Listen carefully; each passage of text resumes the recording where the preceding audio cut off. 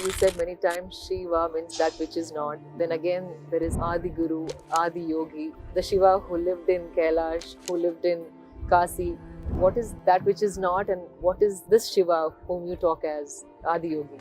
Shiva means that which is not. When we say that which is not, we are talking about a dimension which is not physical in nature. Our sense perception is such that we can only perceive that which is physical. See, right now you can see my hand because it's stopping light. You can't see the air because it's not stopping light. The air that you breathe right now is more vital to your life than my hand. But you can see this, you can't see that. In other words, our senses are geared to see only what is required for our survival process. Anything more than that, if you want to see, you need a certain enhancement of perception. So entire yogic system is enhancement of this perception. Yoga is not a philosophy, it is not an ideology, it's not something that you believe in or disbelieve in. It is something that you use to enhance your perception, to sharpen your perception in such a way you can see things that you're not seeing right now. You can hear things that you're not hearing right now. The meteorological department is saying, day after tomorrow it's going to rain. You look and see, does your eyes say that? There are many birds and animals which all know that day after tomorrow it's going to rain. Ants know it's going to rain day after tomorrow. They know and we do not know, simply because most human beings have burdened themselves with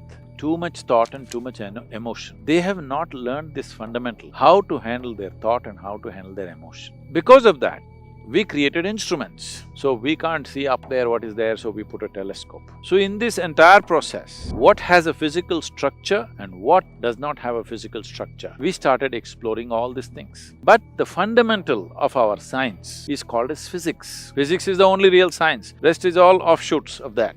So when you say physics, you have clearly stated you only want to study that which is physical. This is a folly. So Shiva means that which is not. So we are talking about, in some way, accessing that which is not physical or which is not in the purview of so-called physics or the modern science as we're talking about. When you say Shiva, in a way, you're transcending that limitation of cultural limitations, scientific limitations, the mindset limitations that people have. Then where did he come from? A yogi came, he never bothered to introduce himself. So we call him the first yogi. Adiyogi means the first yogi. Then somebody said, but he is Shiva, he's grasped that which is not.